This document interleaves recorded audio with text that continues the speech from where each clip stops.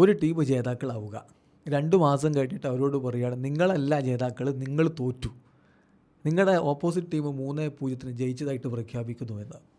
ഇത് നാട്ടിലെ ഏതെങ്കിലും ചെറിയ ടൂർണമെൻറ്റുകളിൽ നടന്നതല്ല, ഒരു കോണ്ടിനെൻ്റൽ ടൂർണമെൻറ്റിൽ, യെസ്, ആഫ്കോണിൽ, ആഫ്രിക്കയിലെ കോണ്ടിനെൻ്റൽ ടൂർണമെൻറ്റിലാണിത് സംഭവിക്കുന്നത്. ആഫ്കോണിൻ്റെ ഫൈനൽ നിങ്ങൾക്ക് ഓർമ്മയില്ലേ? വലിയ വിവാദമുണ്ടായ ഒരു ഫൈനൽ മത്സരമായിരുന്നു അത്. മൊറോക്കോക്ക് അനുകൂലമായിട്ട് റഫറി നിൽക്കുന്നു എന്ന് പറഞ്ഞുകൊണ്ട് സെനഗൽ ഫൈനൽ വിസിലിന് തൊട്ടു മുമ്പ് കളിക്കളം വിട്ടുപോയി. അന്ന് സെനഗലിൻ്റെ ഒരു ഗോള് റഫറി റൂൾഡ് ഔട്ട് ആക്കുന്നു.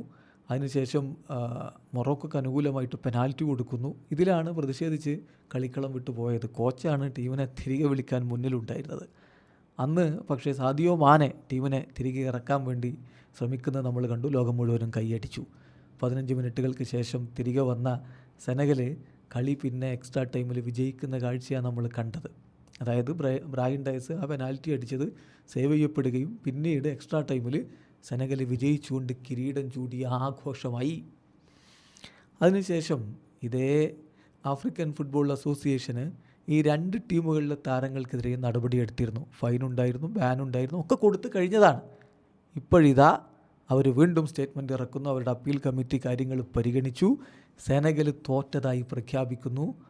മൊറോക്കോയെ ചാമ്പ്യന്മാരായിട്ട് പ്രഖ്യാപിക്കുന്നു. അതിൻ്റെ കാരണം പറഞ്ഞത് അവരുടെ റൂളിലുണ്ട്, ഒരു ടീം ഒരു മത്സരം കളിക്കാതിരിക്കുകയോ മത്സരത്തിന് റിപ്പോർട്ട് ചെയ്യാതിരിക്കുകയോ കളി 90 മിനിറ്റ് ആകുന്നതിന് മുമ്പ് റഫറിയുടെ അനുവാദമില്ലാതെ കളിക്കളം വിട്ടു പോവുകയോ ചെയ്താൽ എതിർ ടീം കളി 3-0 ജയിച്ചതായിട്ട് പ്രഖ്യാപിക്കും. ഈ ടീം കളി ഫോർഫിറ്റ് ചെയ്തായിട്ട് പ്രഖ്യാപിക്കുമെന്ന് ആ റൂള് വെച്ചിട്ടാണ് ഇപ്പോൾ 2 മാസക്കാലത്തിന് ശേഷം ജനുവരി 18 കഴിഞ്ഞ ഫൈനൽ ഇന്നിപ്പോൾ മാർച്ച് 18 എതിർ ടീം വിജയിച്ചതായിട്ട്, മൊറോക്കോ വിജയിച്ചതായിട്ട് പ്രഖ്യാപിക്കുന്നത്.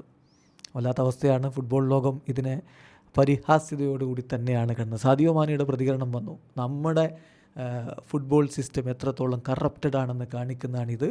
തീർച്ചയായിട്ടും വലിയ നിരാശയുണ്ട്. ആഫ്രിക്കൻ ഫുട്ബോളിന് ഇത് വലിയ വലിയ തിരിച്ചടിയാണ് എന്ന് സാദിയോ മാന പ്രതികരിക്കുന്നു. ലോക ഫുട്ബോളും അങ്ങനെ തന്നെയായിരിക്കും ഫുട്ബോൾ നിരീക്ഷകരൊക്കെ പറയുന്നുണ്ടാവുക. പക്ഷേ ഈ പ്രശ്നം ഇവിടം കൊണ്ട് തീരില്ല. ഇനിയിപ്പോൾ CASലേക്ക് കാര്യങ്ങൾ പോകുമെന്നാണ് കരുതുന്നത്.